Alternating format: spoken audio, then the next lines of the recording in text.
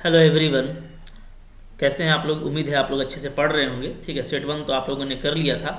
आइए अब हम लोग आज सेट टू करने जा रहे हैं, क्लास 10 के विज्ञान विषय का। ठीक है, तो सेट वन आप लोगों ने किया है, सेट टू अब कीजिए अच्छे से। ठीक है, बहुत सारा क्वेश्चन देखिए इसमें भी जो है इम्पॉर्टेंट क्वेश्चन होगा, तो पहले आप खुद से उसको लिखने का कोशिश कीजिएगा या उसको अपने मन में दोहराइएगा कि इसका आंसर क्या होता है। ठीक है, और देखिए आपको हम बार बार बोल रहे हैं कि सेट से ही क्वेश्चन आएगा, याद रखिए, कंफर्म। ठीक है, ये जो जैक का सेट दिया हुआ है ना, तो अभी चूंकि लॉकडाउन वगैरह था, ठीक है, तो जो है ज़्यादा क्लासेस नहीं चल पाए हैं, तो 100% याद रखिए सेट से क्वेश्चन आएगा। तो इसका मतलब है कि इस बार आप 100 में 100 ला सकते हैं नंबर। ठीक है, बस आपको करना क्या है, दोनों सेट यानी टर्म वन का सेट और टर्म टू का सेट, दोनों सेट को आपको तैयार कर लेना है। ठीक है, टर्म वन का तो पूरा वीडियो हम लोग कर चुके हैं नवंबर महीने में, है ना, सारा अभी भी प्लेलिस्ट में अवेलेबल है। JCERT, जैक, NCERT, ठीक है, मॉडल सेट का जैक, ये प्लेलिस्ट देखिएगा तो मिल जाएगा। और टर्म टू का हम लोग जो है सेट टू कर रहे हैं। ठीक है, और बारी बारी से सेट से हम लोग सेट थ्री सेट फोर सब करेंगे। ठीक है, तो आइए स्टार्ट करते हैं। तो देखिए इसमें जैसा कि 40 नंबर का क्वेश्चन है, 1.5 घंटे के लिए टाइम है आपको। ठीक है, और जैसा हम आपको बताए थे पहले सेट में वैसा ही है, टोटल 19 क्वेश्चन है। और आपको ये ध्यान देना है ना कि पहला जो अति लघु उत्तरीय है उसमें आपको 7 में कोई 5 ही आंसर देना है। ठीक है, हम आपको यहाँ पे सब बताएंगे, लेकिन सब आपको देखना है, समझना है, लेकिन एग्जाम में सिर्फ 5 करना है। ठीक है, इसी तरीके से जो लघु स्तरीय है उसमें भी आपको देखिए टोटल 7 क्वेश्चन है, लेकिन आपको 5 ही करना है। और जो दीर्घ उत्तरीय है उसमें 5 क्वेश्चन दिया जाएगा, जिसमें आपको सिर्फ 3 करना है। अपने पसंद से जो आपको अच्छे से याद हो उसको आप कीजिएगा। ठीक है, तो आइए हम लोग 1 बाई 1 जो है स्टार्ट करते हैं। देखिए यहाँ से हम लोगों का स्टार्ट हो गया। ठीक है, सेक्शन ए। देखिए कितना आसान आसान क्वेश्चन है। क्या है, विद्युत धारा का एसआई मात्रक लिखिए। ठीक है, किसी चालक में विद्युत धारा मापने के लिए किस उपकरण का उपयोग किया जाता है। ठीक है, कितना आसान क्वेश्चन है। विद्युत धारा का एसआई मात्रक क्या होता है बताइए? एम्पियर होता है। ठीक है, इसका उत्तर अगर आप लिखिएगा तो आराम से ऐसे लिखिए। ठीक है, कैसे कि विद्युत धारा, विद्युत, ठीक है, धारा का एसआई मात्रक का एसआई मात्रक क्या होता है? एम्पियर होता है। ठीक है, तो एम्पियर को आप देखिए ऐसे लिखिएगा, एम्पियर ऐसे लिख दीजिएगा, और ब्रैकेट में कैपिटल ए से इसको डिनोट करते हैं, एम्पियर होता है। ठीक है, और फिर क्या पूछा है कि धारा मापने के लिए किस उपकरण का प्रयोग किया जाता है, तो लिखिएगा चालक में। ठीक है, चालक में धारा मापने के लिए, धारा मापने के लिए किसका उपयोग किया जाता है? तो एमीटर का उपयोग किया जाता है। ठीक है, के लिए इसको हम बोलते हैं आमीटर, आमीटर का उपयोग किया जाता है। ठीक है, का उपयोग किया जाता है। तो जो एम्पियर को मापे उसको क्या बोलते हैं? आमीटर बोलते हैं, याद रहेगा। ठीक है, आसानी से। ठीक है, तो बिल्कुल आसानी से याद भी होगा आपको। तो आमीटर, टा है ना, आमीटर का उपयोग किया जाता है। ठीक है, चलिए दूसरा क्वेश्चन क्या है। दूसरा क्वेश्चन है कि आपका प्रतिरोध का एसआई मात्रक क्या होता है। कितना आसान आसान क्वेश्चन पूछा है नहीं। प्रतिरोध का एसआई मात्रक क्या होता है? ओम होता है। और किसी तार के प्रतिरोध उसकी लंबाई पर निर्भर करता है, हाँ या नहीं? तो बिल्कुल करता है ना, जितना लंबा होगा उतना ही ज़्यादा उसका प्रतिरोध क्या होगा? ज़्यादा होगा। तो इसका उत्तर ऐसे लिखिएगा, क्वेश्चन नंबर 2 का उत्तर। ठीक है, कैसे लिखिएगा कि जो प्रतिरोध है हम लोगों का, प्रतिरोध, ठीक है, का एसआई मात्रक, एसआई मात्रक ओम। ठीक है, ओम, और ओम को हम लोग ऐसे डिनोट करते हैं। ठीक है, ओम होता है, ऐसे लिखिएगा, और नीचे लिखिएगा पैराग्राफ चेंज करके, हाँ प्रतिरोध जो है, प्रतिरोध, जो प्रतिरोध है वो क्या है? चालक तार की लंबाई पर निर्भर करता है, चालक तार की लंबाई पर निर्भर करता है। ठीक है, तो आपसे पूछा था हाँ या नहीं, तो आप पहले हाँ लिख दीजिएगा कि हाँ। ठीक है, कॉमा दे दीजिएगा, प्रतिरोध चालक तार की लंबाई पर निर्भर करता है। कैसे निर्भर करता है? तो जितना लंबाई ज़्यादा होगा, चालक भी उसका, चालक का प्रतिरोध भी उतना ही ज़्यादा होगा। ठीक है, ओके, तो खैर छोटा क्वेश्चन है, इतना ही लिखेंगे तो हो जाएगा। क्वेश्चन नंबर 3 क्या है? क्वेश्चन नंबर 3 है, ऐसे दो धातुओं का नाम बताइए जिसे आसानी से चाकू से काटा जा सकता है। ठीक है, तो इसका उत्तर तो बहुत आसान है। इसका उत्तर में सिर्फ धातु का नाम लिख दीजिएगा, कौन कौन धातु है। तो एक हम लोग जानते हैं सोडियम, ठीक है, सोडियम पढ़े हैं ना, Na, सोडियम। सोडियम जो है हमारा ये, इसको चाकू से काट सकते हैं। ठीक है, दूसरा कौन है? दूसरा है आपका पोटेशियम, पोटेशियम। ठीक है, इसको भी हम लोग चाकू से काट सकते हैं, यानी के को। ठीक है, आगे क्वेश्चन नंबर 4 है, बोलता है इसमें कौन कौन सा परक्रियात्मक समूह उपस्थित है। ठीक है, यानी फंक्शनल ग्रुप बताना है। बहुत इंपॉर्टेंट चीज़ है, आगे आप केमिस्ट्री पढ़िएगा, ठीक है, रसायन शास्त्र, तो उसमें बहुत इंपॉर्टेंट चीज़ है ये सब। इसमें देखिए कौन कौन सा है। तो एक तो हम लोगों को दिख रहा है कि यहाँ पे हम लोग देख रहे हैं, यहाँ पे CO है, तो CO यानी कीटोन है। ठीक है, तो इसका उत्तर ऐसे लिखिएगा, क्या लिखिएगा? ठीक है, 2 प्रकार का है, 2 प्रकार के, ठीक है, परकार्यात्मक समूह उपस्थित हैं, समूह उपस्थित हैं। ठीक है, कौन कौन है भाई? तो एक है आपका कीटोन। ठीक है, क्या बोलते हैं इसको हम लोग? कीटोन बोलते हैं। ठीक है, इसको दर्शाया जाता है कैसे? C डबल बॉन्ड O, इससे दर्शाते हैं ना। तो देखिए यहाँ पे CO है ना, तो ये हो गया आपका कीटोन। और दूसरा C2H4, तो C2H4 खुद एक फंक्शनल ग्रुप है। ठीक है, तो दूसरा हम लोग इसको लिखेंगे क्या? इसको हम लोग बोलते हैं अल्काइन बोलते हैं ना। ठीक है, ये C2H4 है ना, तो एल्कीन बोलेंगे, एल्कीन, एल्कीन फंक्शनल ग्रुप है। ठीक है, कौन? C2H4। बात फॉलो कर रहे हैं, इसलिए आप देखिएगा कि आपको ऐसा दिखेगा। ठीक है, ऐसा दिखेगा ना, तो ये क्या है? C2H4 हम लोग का एक एल्कीन है, तो ये 2 है। चलिए नंबर क्वेश्चन है, क्वेश्चन नंबर नेक्स्ट है 5, जीवाश्म क्या है। ठीक है, तो देखिए जीवाश्म क्या है, इसके बाद जो भी क्वेश्चन आ रहा है, तो क्वेश्चन का तो PDF आप देख ही सकते हैं। ठीक है, इसके बाद जो भी क्वेश्चन आ रहा है ना, याद रखिए, जैसे जीवाश्म क्या है, फिर वंशानुगत लक्षण से आप क्या समझते हैं, ये सारा क्वेश्चन का जो उत्तर है, तो ये जो है नोट में हम लिखे हैं, क्योंकि यहाँ पे लिखने में बहुत समय लगेगा। ठीक है, तो आपका टाइम बचाने के लिए, क्योंकि आप पहले से भी पढ़े हैं तो आपको याद है, ये सारा क्वेश्चन का आंसर जो है हम आपको यहाँ दिखाएंगे, जो है नोट में जो लिखा हुआ है वहाँ से आपको दिखा देते हैं। ठीक है, क्वेश्चन का चाहिए तो आप स्क्रीनशॉट यहाँ से ले लीजिए। ठीक है, या क्वेश्चन आपको मिल भी गया होगा, आप डाउनलोड भी किए होंगे। ठीक है, तो देखिए ये सब आसान आसान क्वेश्चन है, तो इन सब क्वेश्चन का बारी बारी से उत्तर हम लोग अभी देखेंगे। ठीक है, आइए देखते हैं। तो देखिए क्वेश्चन नंबर 5 यहाँ पे है, यहाँ पे लिखा हुआ है। ठीक है, आपको क्वेश्चन पूछा है 5 में कि जीवाश्म क्या है, तो 2 नंबर का ही क्वेश्चन है, छोटा क्वेश्चन है।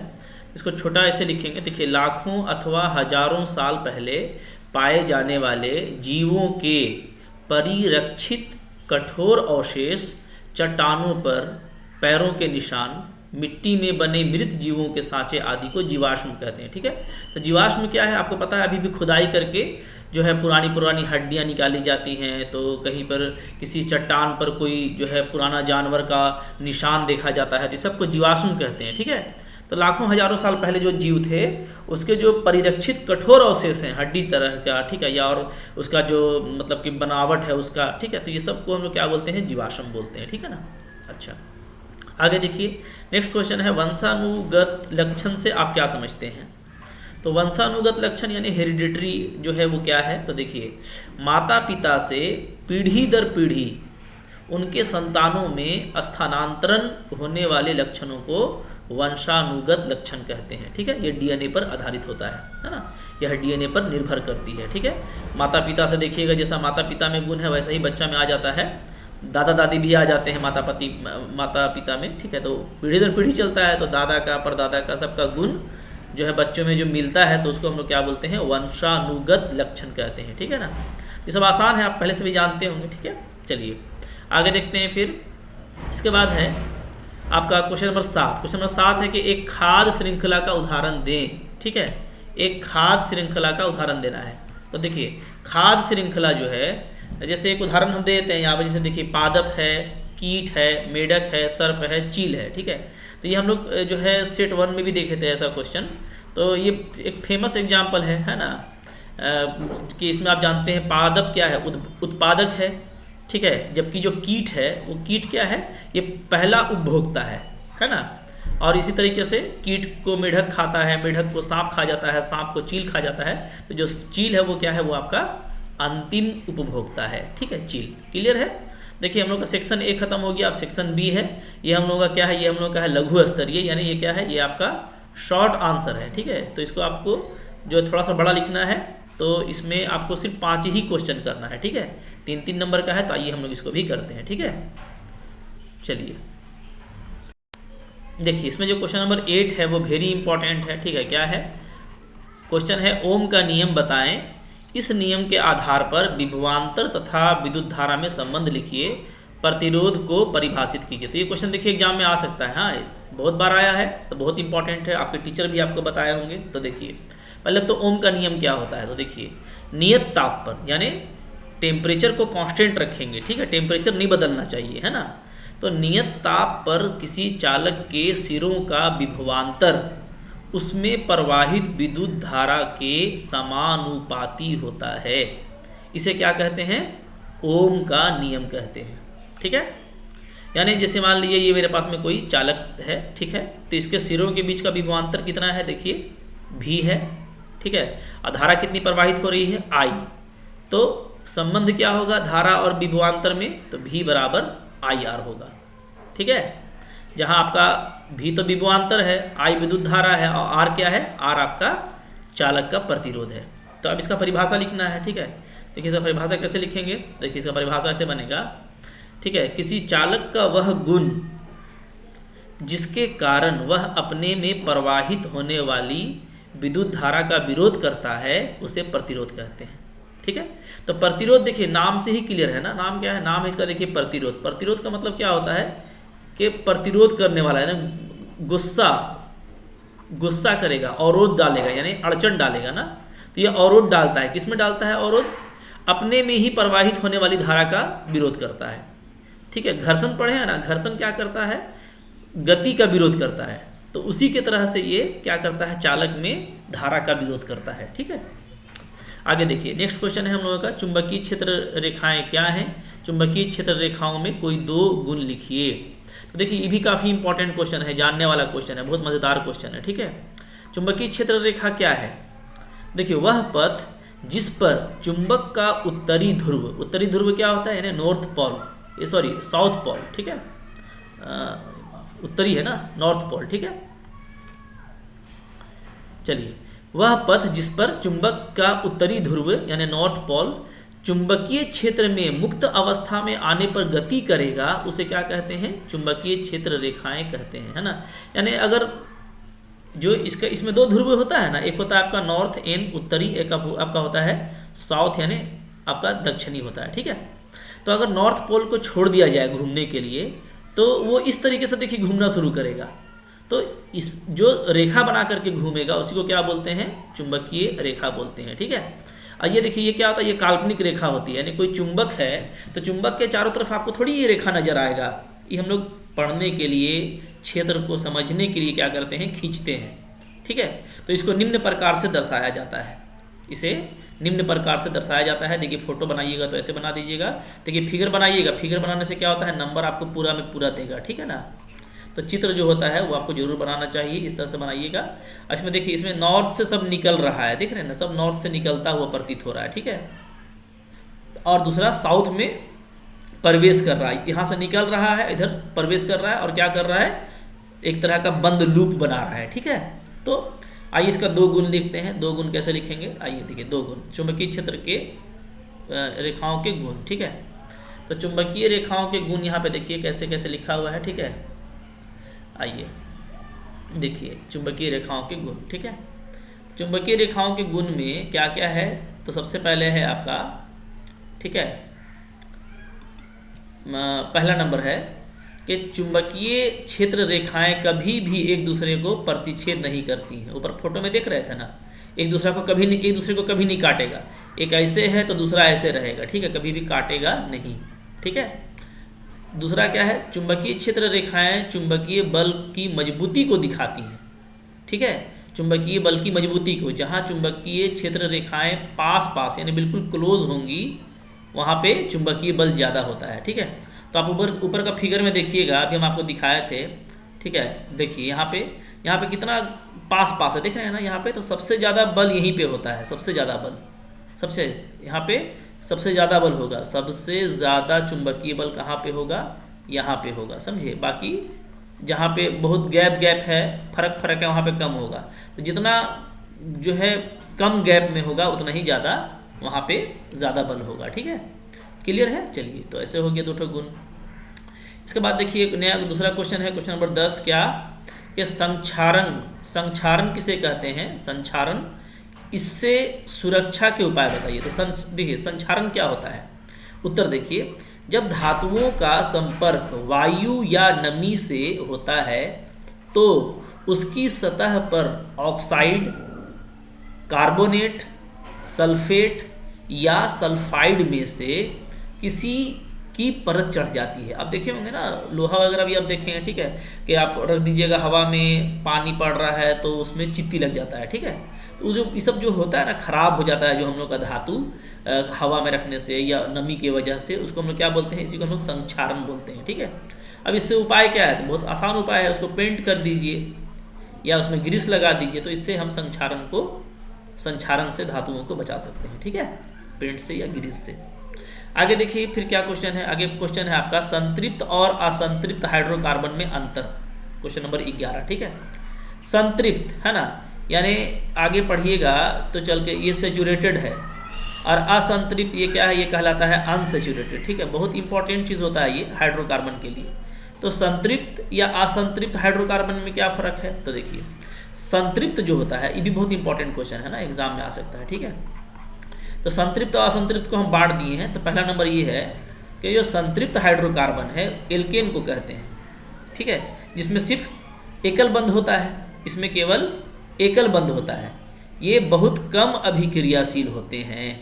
ठीक है, तो इसमें जो है ना, जब भी आप देखिएगा तो सिर्फ इस तरह का पाया जाएगा, इस तरह का। ठीक है, ये हो गया आपका संतृप्त हाइड्रोकार्बन। और असंतृप्त में इसमें एल्कीन होता है या एल्काइन होता है, दोनों को मिला के भी असंतृप्त हाइड्रोकार्बन कहते हैं। यानी इसमें एकल के अलावा द्विबंध या त्रिबंध भी हो सकता है, और ये बहुत अधिक अभिक्रियाशील होते हैं। ठीक है, तो इसमें देखिए, इसमें आपको ऐसा वाला भी मिलेगा। ठीक है, इसमें आपको ऐसा भी मिलेगा, बात फॉलो कर रहे हैं ना। ठीक है, तो हर तरह का इसमें डबल बॉन्ड भी होगा, ट्रिपल बॉन्ड भी होगा, तो ये आपका अनसेचुरेटेड हाइड्रोकार्बन कहलाता है। ठीक है, बहुत इंपॉर्टेंट है, आसान बहुत है, एकदम लॉलीपॉप है, याद कर लीजिए। ठीक है, आगे देखिए क्वेश्चन नंबर 12 नंबर क्या है, बोलता है जैव आवर्धन क्या होता है। ठीक है, जैव आवर्धन, तो देखिए जैव आवर्धन का अर्थ हानिकारक रसायनों का आहार श्रृंखला में प्रवेश करना है और पोषी स्तर के साथ आगे बढ़ते चले जाना है। धरती से विषैले रसायन पौधों द्वारा ग्रहण कर लिया जाता है और इस प्रकार आहार श्रृंखला में आगे बढ़ता हुआ विभिन्न जीवों एवं मनुष्यों में प्रवेश कर जाता है। अब जानते हैं ना, जैसे मान लीजिए कि कोई पौधा होता है। ठीक है, अब पौधा में कोई हानिकारक स्प्रे कर दिया। ठीक है, मतलब कि कोई गंदा चीज़ छिड़क दिया गया, तो अभी पौधा तो प्रदूषित हो गया, इसको खा गया जानवर। ठीक है, जानवर खा गया। ठीक है ना, तो वो क्या हो गया, अब उसमें वो इन्फेक्शन हो जाएगा, वो बीमार पड़ जाएगा। या इसको मान लीजिए मनुष्य खाया है, तो मनुष्य खाया अगर क्या बोलते हैं ये पौधा को, तो वो बीमार पड़ जाएगा। ठीक है, तो इसको जैव आवर्धन कहा जाता है इसको। ठीक है ना। अच्छा, आगे देखिए क्वेश्चन नंबर 13 हम लोग करेंगे। क्वेश्चन नंबर 13 में आपको बोला था कि एक परितंत्र में ऊर्जा के प्रवाह का चित्र बनाइए। ठीक है, ऊर्जा के प्रवाह का चित्र बनाना है। तो देखिए चित्र आप इस तरीके से बनाइएगा। ठीक है, कैसे बनाएंगे, देखिए हम यहाँ पे बना दिए हैं। सबसे पहले सूर्य का प्रकाश से उत्पादक, फिर उससे शाकाहारी, फिर उससे मांसाहारी और फिर उससे शीर्ष मांसाहारी, है ना। मतलब ऐसा ही है, सूरज का प्रकाश है तो उत्पादक। ठीक है, उत्पादक यानी क्या, यही आपका पौधा उधा। ठीक है ना। अब पौधा को जो है शाकाहारी खा गया। ठीक है, शाकाहारी ये पौधा को खा जाता है, जैसे मान लीजिए बकरी है तो बकरी को खा गया। ठीक है, या ये अगर ये क्या बोलते हैं छोटा छोटा अगर पौधा है तो समझ लीजिए कि छोटा पौधा को मान लीजिए कि कौन खा गया, मेढक खा गया। ठीक है, बकरी भी ले सकते हैं, कोई दिक्कत नहीं है। तो जैसे बकरी है तो बकरी को फिर कौन खा जाता है, तो बकरी को मान लीजिए कि खा गया आपका सियार खा गया। ठीक है ना, या कुत्ता खा गया। ठीक है, जो भी तो फिर सियार को कौन खा जाएगा? तो शीर्ष मांसाहारी शेर खा सकता है, ठीक है। जबकि इधर आप ये भी ले सकते हैं कि भाई मेढक है, तो मेढक छोटा मोटा कीड़ पौधा को खा जाता है, ठीक है। तो फिर मेढक को खा जाता है कौन? सांप खा जाता है। और सांप को कौन खा जाता है? सांप को खा जाता है फिर चील खा जाता है, ठीक है। तो इस तरीके से आपको बनाना है, ये सब नहीं लिखना है जो हम लाल से लिखे हैं, सिर्फ काला वाला लिखिएगा, ठीक है। चलिए आगे क्या है, फिर है नेक्स्ट क्वेश्चन हम लोगों का कि मेंडल ने अपने प्रयोग के लिए मटर के पौधे का चयन ही क्यों किया? आपको पता है कि मेंडल जो प्रयोग किए थे तो उसमें किसका लिए थे पौधा? मटर का पौधा लिए थे। ये बहुत इंपॉर्टेंट बात है, याद रखना, ठीक है। तो काहे लिए थे भाई? देखिए इसका उत्तर होगा क्योंकि मटर का पौधा एक तो आसानी से उपलब्ध हो जाता है, ठीक है। यह एक साल में कई बार उगाया जा सकता है तथा इनके पुष्प आकार में बड़े और अधिक परागण क्षमता को देखा गया है, ठीक है। और इनका अध्ययन करना भी सरल था, यानी आसान था कि मटर आसानी से मिल गया, ठीक है। फिर उसमें परागण क्षमता भी ज़्यादा है, तो इसलिए वो मटर का पौधा का उपयोग किए, ठीक है। अच्छा चलिए आगे बढ़ते हैं। आगे है हमारा ये सेक्शन भी खत्म हो गया, ठीक है। हम सातों क्वेश्चन बता दिए हैं, लेकिन आपको जो सबसे अच्छा लगेगा वो 5 प्रश्न का ही उत्तर आप दीजिएगा, ठीक है ना। एकदम अच्छे से याद कर लीजिए, 40 नंबर आपका बिल्कुल आएगा, ठीक है। आप कुछ अपने शब्दों में चाहे तो बना करके लिख सकते हैं, पूरा रट्टा मारने का जरूरत नहीं है, ठीक है। लेकिन अगर नहीं लिख सकते हैं तो रट्टा मार लीजिए, ठीक है। बना के लिखिएगा तो अच्छा नंबर मिलेगा। हाँ, तो 40 नंबर यहाँ से मिल जाएगा। और सेट 1 को मत छोड़ के रखिएगा, उसका रिवीजन करते रहिए, ठीक है। जो हम लोग नवंबर में दिए थे, याद है ना, सब उसमें ऑब्जेक्टिव क्वेश्चन था, यानी सारा वस्तुनिष्ठ प्रश्न था, ठीक है। तो उसका भी रिवीजन करते रहिए। सब वीडियो हम बना के रख के दे दिए हैं, आप लोग देखे भी होंगे, तो दोहराते रहिएगा। 40 40 80 और 20 स्कूल से 100 जरूर मिलना है आपको, ठीक है।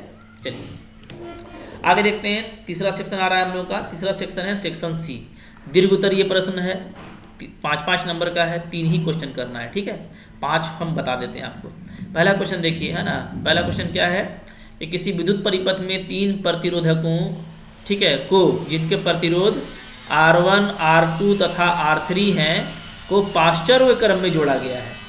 पाश्चर्य का मतलब क्या होता है? मैंने समांतर क्रम में जोड़ा गया है, ठीक है। तो विद्युत परिपथ के समतुल्य प्रतिरोध के लिए व्यंजक प्राप्त कीजिए, ठीक है। तो देखिए बहुत इंपॉर्टेंट क्वेश्चन है कि आपको, अच्छा हम लोग सेट 1 में भी किए थे। सेट 1 में क्या किए थे? सेट 1 में हम लोग किए थे श्रेणी क्रम का संयोजन, ठीक है। तो श्रेणी क्रम का जो संयोजन था वो भी बहुत इंपॉर्टेंट था, उसको भी आपको याद कर लेना है। और यहाँ पे आ रहा है आपका समांतर क्रम, तो इसको भी याद कर लीजिए, ठीक है। बहुत आसान होता है, बहुत ईजी है। देखिए कैसे करेंगे। हाँ देखिए यहाँ पे क्या है, यहाँ पे हम लोग तीनों प्रतिरोध को समांतर क्रम में यानी पाश्चर्य क्रम में रख दिए हैं। इसको हम लोग बी विभवांतर वाला एक बैटरी से जोड़ दिए हैं, ठीक है, दिख रहा है। और इसमें विद्युत धारा कितना प्रवाहित हो रहा है? I। तो जाहिर सी बात है कि समांतर क्रम में क्या होता है, विभवांतर तो हर जगह सेम रहता है, लेकिन विद्युत धारा का मान अलग अलग होता है। तो मान लेते हैं यहाँ पे I1 है, इसमें I2 है और इसमें I3 है, ठीक है। तो विद्युत परिपथ में प्रतिरोधों R1 R2 एवं R3 को समांतर क्रम संयोजित किया गया है, ठीक है, तथा परिपथ को भी विभवांतर के साथ जोड़ा गया है। देख लिए फोटो। समांतर क्रम संयोजन के गुण अनुसार प्रत्येक प्रतिरोध के सिरों के बीच का विभवांतर भी रहेगा, जबकि विद्युत धाराएं असमान क्रमशः I1 I2 तथा I3 होंगी। यदि समतुल्य प्रतिरोध R हो, देखिए समझिए, ठीक है, अगर इसका पूरा के बदले में हम सिर्फ एक ही प्रतिरोध चाहें तो उसको क्या बोलते हैं? समतुल्य प्रतिरोध। तो अगर वो R हो तो क्या होगा? तो यानी V सिर्फ R पर काम करेगा, तो हमको क्या मिलेगा? हमको मिलेगा V बराबर IR, समीकरण 1 ओम का नियम से, ठीक है। ओम के नियमानुसार लिख सकते हैं आप ऐसे, ठीक है, ओम के नियमानुसार, ठीक है। अच्छा अब देखिए, ये तो हो गया समतुल्य के लिए। अगर हम लोग परिपथ का बात करें तो परिपथ में ये जो I है, ये जो I है, ये I मेरा 3 भाग में बट गया, I1 जोड़ I2 जोड़ I3, ठीक है। अब समीकरण 1 लगाइएगा तो V बराबर क्या होता है? IR। तो हम I को क्या लिख सकते हैं? V/R लिखेंगे। तो I के स्थान पे लिखे V/R, तो I1 के स्थान पे क्या हो जाएगा? V/R1, क्योंकि V तो सब में समान है। फिर I2 के लिए V/R2, I3 के लिए V/R3, ठीक है। तो इसको तीनों को रख दिए, तीनों में भी आपका कॉमन है, कॉमन निकाल दीजिए, कट जाएगा। तो ये बचेगा आपका। तो यही तो अभिष्ट व्यंजक है, यानी समांतर क्रम में हम लोग प्रतिरोध का जो संयोजन करते हैं तो उसका समतुल्य प्रतिरोध हमको ऐसा ही मिलता है। ठीक है, चलिए अगला क्वेश्चन देखेंगे क्या है इसके बाद। देखिए अगला क्वेश्चन आ रहा है, क्वेश्चन नंबर 16। ठीक है, क्या आ रहा है, विद्युत मोटर क्या है, इसका सिद्धांत लिखिए, एक विद्युत मोटर का नामांकित चित्र बनाइए और इसके दो उपयोग लिखिए। ठीक है, तो ये भी बहुत इंपॉर्टेंट क्वेश्चन है, बहुत बार एग्जाम में आया है और इस बार भी आ सकता है। ठीक है, विद्युत मोटर क्या होता है, बहुत आसान चीज़ है, हम लोग घर में भी यूज करते हैं। ठीक है, तो विद्युत मोटर एक ऐसी युक्ति है जो विद्युत ऊर्जा को यांत्रिक ऊर्जा में परिवर्तित करती है। यानी आप जानते हैं ना, प्लग से लगा देते हैं विद्युत के साथ बोर्ड में तो करंट मिलता है तो वो चलने लगता है, और उसके बाद वो आपको हवा भी देता है, तो कपड़ा भी धो देता है। ठीक है, बहुत कुछ काम कराता है, पंखा बन जाता है ना। तो विद्युत ऊर्जा को यांत्रिक ऊर्जा में परिवर्तित कर देती है। ठीक है, सिद्धांत क्या है, विद्युत मोटर विद्युत धारा के चुंबकीय सिद्धांत पर कार्य करती है। जब धारावाही चालक को चुंबकीय क्षेत्र में रखा जाता है तो उस पर बल आरोपित होता है। इस चुंबकीय बल की सहायता से विद्युत ऊर्जा को यांत्रिक ऊर्जा में परिवर्तित किया जाता है। ठीक है, जब भी आप रखेंगे चुंबकीय क्षेत्र में, जैसे नॉर्थ पोल होगा, साउथ पोल होगा, ठीक है, इसके बीच में आप इसी को रखेंगे, ठीक है ना, कोई मोटर को, तो वो क्या होगा, उसमें एक बल मिलेगा परपेंडिकुलर, और उसको क्या करेगा, उसको घुमाना शुरू कर देगा और घूमेगा तो उसी से यांत्रिक ऊर्जा बन जाता है। ठीक है, इसका देखिए चित्र कैसे बनेगा, आपको हम इसका चित्र दिखा देते हैं। ठीक है, देखिए चित्र हम लोग यहाँ पे देख लेते हैं इसका, आइए देखिए इसका चित्र देखिए। ठीक है, देखिए ये है विद्युत मोटर का चित्र, दिख रहा है आपको, आपको ऐसे ही बनाना है। ठीक है, तो ये आप रंग तो नहीं पाइएगा वहाँ पे, लेकिन इसको आप ध्यान से देखिए, फोटो ले लीजिए। ठीक है, और इधर वाला नॉर्थ को आप बस ऐसे दिखा दीजिएगा कि भाई ये नॉर्थ है, और इधर वाला साउथ को आप ऐसे दिखा दीजिएगा कि ये साउथ है। ठीक है, अब बीच में आपका जो बना हुआ है जो डायनोमो टाइप का, तो उसको आप इस तरीके से पूरा खींचिएगा। ठीक है, पूरा ऐसे लीजिएगा, स्क्वायर लूप होता है। ठीक है, और फिर यहाँ पे जिस तरीके से यहाँ पे मोटर बना हुआ है ना, गोल पाइप जैसा बना हुआ है वैसा बनाइए, बनाने का प्रयास कीजिएगा तो बन जाएगा। ठीक है, और इसमें जो यहाँ पे जो होता है, ठीक है, जो आपका ब्रुश है एक्स और वाई, ये जो ब्रुश है इसको जोड़ दिया जाता है विद्युत स्रोत यानी बैटरी से। ठीक है, और ये स्विच है, कुंजी है, तो ये एक्स और वाई क्या है, ब्रुश है, और यहाँ पे पी और क्यू जो आपको दिख रहा है, गौर से देखिएगा, तो स्क्रीनशॉट लेकर के अच्छा से देखिएगा, ये क्या है, ये विभक्त विलय कहलाता है। ठीक है, तो नाम लिखना था तो इसका नाम लिखिएगा चुंबकीय ध्रुव है, ये एन और एस, ये पूरा फोटो क्या है, चुंबकीय मोटर का फोटो है। ठीक है, तो ऐसे आपको इसको करना है। ठीक है, दो उपयोग लिखना है, तो दो उपयोग भी आप लिख लीजिएगा। ठीक है, जैसे पहला एक उपयोग आप लिख सकते हैं, है ना, कि हम लोग विद्युत पंखा देखे हैं ना, विद्युत पंखा, पंखों के रूप में। ठीक है, जो पंखा होता है वो देखिएगा हवा जो देता है वो है। ठीक है, फिर दूसरा क्या हो सकता है, जो वॉशिंग मशीन है ना, घरों में, ठीक है, कपड़े धोने के मशीन में, धोने के मशीन के रूप में। ठीक है, तो इस तरीके से ये दो उपयोग दे दीजिएगा, और कुछ और भी दे सकते हैं, जैसे पानी का जहाज है तो वो भी मोटर से ही चलता है। ठीक है, तो बहुत तरह का उदाहरण हो सकता है। ठीक है, आइए बाकी क्वेश्चन देखते हैं हम लोग। देखिए अगला जो क्वेश्चन है वो है समावयवता किसे कहते हैं, समावयवता। ठीक है, तो समावयवता यानी आइसोमेरिज्म, बहुत इंपॉर्टेंट चीज़ है, अगर आप आगे केमिस्ट्री पढ़िएगा तो आप देखिएगा कि बहुत इंपॉर्टेंट होता है। ठीक है, समावयवता है ना, आइसोमेरिज्म नाम ही है, देख रहे हैं नाम क्या है, आइसोमेरिज्म, माने एक जैसा दिखने वाला चीज़ या एक जैसा होने वाला। ठीक है, तो समावयवता किसे कहते हैं, पेंटेन के समावयवता के नाम और रचनात्मक सूत्र लिखना है। ठीक है, देखिए समावयवता क्या होता है, ऐसे यौगिक जिनके आणविक सूत्र समान हो, ठीक है, परंतु संरचना अलग अलग होती है, समावयवी कहलाते हैं। ठीक है, और इस परिघटना को समावयवता कहते हैं। ठीक है, यानी ऐसा यौगिक जिसका सूत्र तो एक ही है लेकिन उसका जब रचना देखेंगे तो अलग अलग दिखेगा, तो हम लोग उसको समावयवी यानी आइसोमर कहते हैं। इसको क्या आगे पढ़िएगा, आइसोमर कहते हैं इसको, है ना, और इसी घटना को क्या बोलते हैं हम लोग, आइसोमेरिज्म यानी समावयवता कहते हैं। ठीक है, जैसे यहाँ पे देखिए एग्जाम्पल देना है हमको, पेंटेन के समावयवता, तो पेंटेन का समावयवता देखिए यहाँ पे 3 ठो दिया गया है, 1 2 और यहाँ पे ये 3 ठो दिया गया है। तो देखिएगा तीनों में जो कार्बन का संख्या है वो है 5 और हाइड्रोजन का संख्या है 12, तो ये है C5H12, ये भी C5H12 है, इसमें भी गिनिएगा तो उतना ही मिलेगा, इसमें भी उतना ही मिलेगा। तो तीनों का सूत्र तो एक ही है, लेकिन तीनों का नाम या तीनों का जो डिजाइन है वो अलग अलग है। तो इसको हम लोग बोलते हैं नॉर्मल पेंटेन, इसको एन से दिखाते हैं, ठीक है, नॉर्मल पेंटेन है ये, ठीक है। ये क्या है, तो ये आपका आइसो पेंटेन है, आइसो पेंटेन, ठीक है। मतलब एक तरफ रहेगा, देखिए एक तरफ कार्बन लटका हुआ है तो ये आइसो है, और अगर दोनों तरफ लटक जाए, जैसे देखिए नीचे भी लटका दिए एक ठो ऊपर भी लगा दिए, तो ये क्या हो गया, ये आपका हो जाएगा नियो पेंटेन। बात फॉलो कर रहे हैं ना, ठीक है।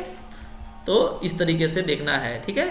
बहुत आसान है और वेरी इंपॉर्टेंट है, इस तरह का क्वेश्चन जरूर आपको अच्छे से याद कर लेना है। बहुत ईजी है, लॉलीपॉप टाइप का, आपको तो याद होता ही होगा, ठीक है। चलिए आगे देखिए, फिर है क्वेश्चन नंबर 18, बोलता है ओजोन क्या है, ठीक है। बच्चा से पढ़ते आ रहे हैं, ओजोन क्या है, यह किसी परितंत्र को किस प्रकार प्रभावित करता है। तीसरा क्वेश्चन, ओजोन परत के क्षय यानी ये जो इसका जो नुकसान हो रहा है, इसको कम करने के लिए क्या कदम उठाए गए हैं, ठीक है। तो देखिए ये क्वेश्चन भी इम्पॉर्टेंट है, हाँ। तो कैसे इसको लिखेंगे, क्योंकि हम लोग जानते हैं इसको, ठीक है। थोड़ा सा देखिए यहाँ पे नीचे चला गया, तो चलिए देखिए यहाँ पे, है ना, चलिए आइए। तो ओजोन, तो देखिए ओजोन क्या है, तो पहला ए नंबर का आंसर दे रहे हैं कि ओजोन ऑक्सीजन का एक अपरूप है, ठीक है, जो एक परत के रूप में होता है। क्लियर है, हम लोग पढ़ते आए हैं ओजोन परत, है ना, वायुमंडल में ओजोन परत होता है, तो ये परत के रूप में होता है, ठीक है। दूसरा यह है कि यह सूर्य से आने वाली खतरनाक पराबैंगनी विकिरण से हम पृथ्वीवासियों एवं जीवों की रक्षा करता है, जो कैंसर का एक मुख्य कारण है, ठीक है। देखिए आपको पता है कि ये हम लोगों का जैसे पृथ्वी हो गया ना, तो पृथ्वी में के ऊपर जो वायुमंडल है, तो इसी में जो एक ओजोन है, ये ओजोन क्या करता है, ये आपका सूर्य का प्रकाश से जो खतरनाक किरण आता है उसको रोक देता है, ठीक है, रोक देता है उसको। वरना अगर वो आएगा तो हमारा त्वचा में जो है बहुत तरह का इन्फेक्शन हो सकता है, ठीक है, हमको कैंसर का रोग हो सकता है। तो ये बहुत तरह का चीज़ को रोक देता है, जिससे हम लोगों को क्या होता है, बीमारी नहीं होता है, ठीक है। अब लेकिन प्रदूषण की वजह से बहुत सारा होल होते जा रहा है, छेद होते जा रहा है, तो किरणें पृथ्वी तक आ जा रही हैं। तो उसको कम करने के लिए कुछ उपाय उठाया गया है। क्या क्या उठाया गया है, पहला ये कि एरोसोल जो एक केमिकल है, और क्लोरोफ्लोरोकार्बन, ये यौगिक बहुत खतरनाक है, इसके लिए ये इससे सुराख हो जाता है, तो इसका उपयोग कम से कम किया जाए। जो सुपरसोनिक विमान है, जो हवाई जहाज है सुपरसोनिक, उसका भी उपयोग कम से कम किया जाए। और संसार में जो नाभिकीय विस्फोट है उस पर भी नियंत्रण किया जाए, ठीक है। तो इसको आप अपने से कुछ बढ़ा के भी लिख सकते हैं, फोटो भी बना सकते हैं। फोटो बनाइएगा तो जाहिर सी बात है नंबर आपको ज़्यादा मिलेगा, जैसे हम बनाए उस तरीके से आप बना दीजिएगा छोटा सा, तो आपको नंबर एक अच्छा से मिलेगा, ठीक है ना। चलिए आगे बढ़ते हैं, फिर आगे है क्वेश्चन हम लोगों का क्वेश्चन नंबर 19, लास्ट, ठीक है। लास्ट क्वेश्चन है और बहुत इंपॉर्टेंट क्वेश्चन है ये भी, ठीक है, और जानना भी चाहिए हम लोगों को, इसलिए भी इंपॉर्टेंट है। क्या है क्वेश्चन, देखिए क्वेश्चन है कि बच्चों में, मानव में बच्चे का लिंग निर्धारण कैसे होता है, ठीक है। यानी जब बच्चा पैदा होता है तो आप देखते होंगे कि बच्चा क्या होता है, बच्चा या तो लड़का होता है या लड़की होती है, ठीक है ना। तो अब ये लड़का है कि लड़की है, ठीक है, ये होता कैसे है बायोलॉजी के हिसाब से, ठीक है। तो ये सबको जानना भी चाहिए, बहुत इंपॉर्टेंट क्वेश्चन है, ठीक है, आप पढ़े भी होंगे। देखिए क्या है, देखिए समझा देते हैं इसको हम, बहुत आसान है, ठीक है ना। देखिए होता ये है कि एक होता है, मान लीजिए आपका जैसे पुरुष है, ठीक है, एक हमारा पुरुष है, ठीक है, एक हो गया पुरुष, ठीक है ना, और दूसरा क्या, दूसरा हो गया हमारी स्त्री, ठीक है ना, स्त्री। तो एक पुरुष होता है और दूसरी क्या होती है, दूसरी हमारी स्त्री होती है, ठीक है। तो जैसे माँ हो गया और जो है पापा हो गया, ठीक है। तो जो पुरुष होता है, ठीक है, जो आपका मतलब बाप है, एक कहिए आपकी जो माँ है, तो बाप के पास में जो है याद रखिएगा एक्स और वाई दोनों गुणसूत्र होता है, और माँ के पास में सिर्फ एक्स और एक्स ही गुणसूत्र होता है, ठीक है ना। इसके पास में वाई होता ही नहीं है।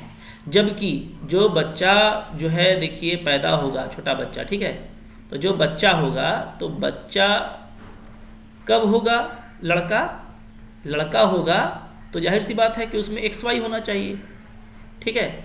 और अगर बच्ची हुई यानी लड़की हुई, तो लड़की हुई इसका मतलब क्या है कि वो एक्स एक्स से बनी। तो अब देखिए जब जो है दोनों में आपस में संबंध होता है बाप और माँ में, तो अगर आपका एक्स और एक्स निकला तो क्या बनेगा, एक्स एक्स बनेगा, ठीक है, तो लड़की ही बन जाएगी। लेकिन अगर यहाँ से y निकला और इसके x से मिल गया, ठीक है, तो xy बन गया, ठीक है।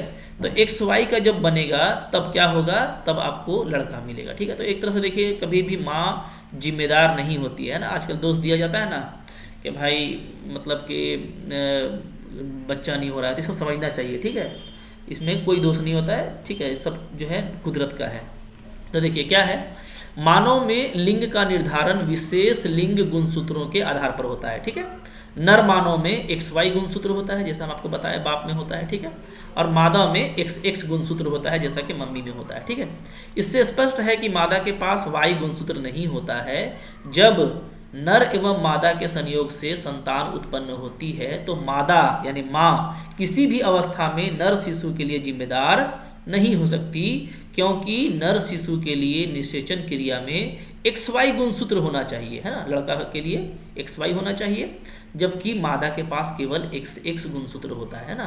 मम्मी के पास तो सिर्फ एक्स एक्स होता है, तो कहाँ से एक्स वाई वो बना सकती है, जब भी बनाएगा तब आप ही बनाएगा, ठीक है।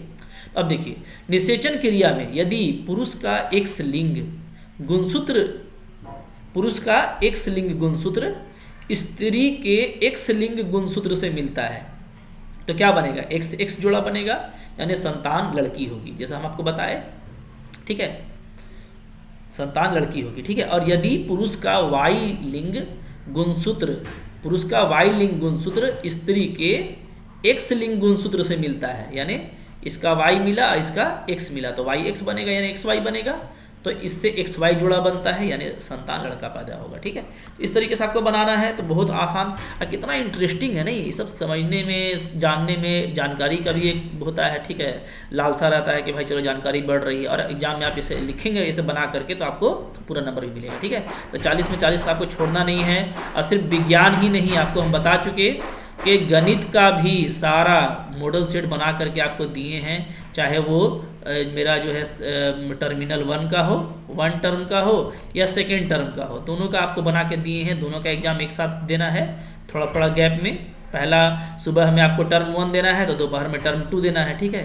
तो दोनों में 40-40 नंबर लाना है आपको, 80 पूरा आएगा, 20 इंटरनल मिलेगा। इस बार आपका लाइफ जिंगालाला हो जाएगा, बहुत अच्छा मौका है, छोड़ना नहीं है, ठीक है, जरूर करिए। हाँ अच्छा, अब आपसे लास्ट में वही बोलेंगे कि सब्सक्राइब नहीं किए हैं, ऐसे ही देख रहे हैं तो सब्सक्राइब करके देखा कीजिए, इसलिए कि जब भी आपको वीडियो हम देंगे ना नया वाला तो आपको फ़ौरन से नोटिफिकेशन मिल जाएगा, ठीक है। दोस्तों के साथ में शेयर भी कीजिए, जितना शेयर कीजिएगा और जितना पढ़िएगा तो उतना हमको भी हिम्मत मिलेगा वीडियो बनाने का, कि लोग हमको देखते हैं, सुनते हैं, पढ़ते हैं, ठीक है। तो शेयर भी करना है, सब्सक्राइब करना है, ठीक है, और पढ़ते रहना है, रिविज़न करना है, खूब अच्छा नंबर ला करके टॉप कीजिएगा अगर मैट्रिक में, तो आगे का लाइफ आपका जिंगलाला हो जाएगा, क्योंकि सब कुछ यहीं से स्टार्ट होता है, ठीक है। चलिए मिलते हैं नेक्स्ट लेक्चर में, तब तक के लिए धन्यवाद।